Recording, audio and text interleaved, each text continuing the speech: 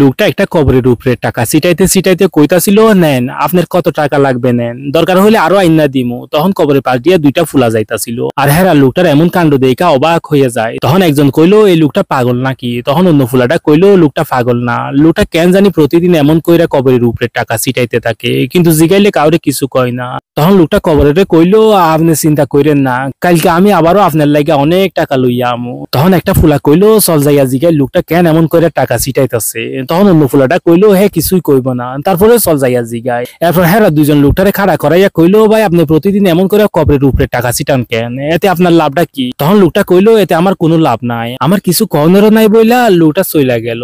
এর পরের দিন লোকটা আবারও টাকা লইয়া কবরের কাছে আসে। তখন ফুলা দুইটা দেখা কইলো, চলো যাই আজকে জিগাই আসার মু। তখন ফুলা দুইটা যাইয়া কইলো, ভাই আপনি এই কামটা কেন করেন, যদি আমার ঘরে কইতেন তাইলে আমরা হয়তো আপনারে হেল্প করতে পারতাম। তখন লোকটা কইলো, হ্যাঁ একজন লুবি মানুষ আছিল, হ্যাঁ বিশাল জমির পাশে আমার একটা ছোট্ট জমি আছিল, হে আস্তে আস্তে দখল করে আমার ছোট জমিটারে নিজের কইরা নিছিল। আসলে আমাকে সমাজে এমন অনেক মানুষ আছে যাগো টাকা পয়সা আর ধন সম্পত্তির গরমে মাটিতে পা পড়ে না, আর অন্যের লগে অন্যায় কইরা অন্যের হকে জায়গা জমি কাইরা নেয়। শেষে হেগো কি হয়, এই 3.5 হাত মাটিই তো হয় হেগো আসল সম্পত্তি। কি দরকার এমন সম্পত্তির গরম দেখায় অন্যের হক কাউনের, সময় থাকতে আল্লাহর কাছে তওবা কইরা ভালো হইয়া যান।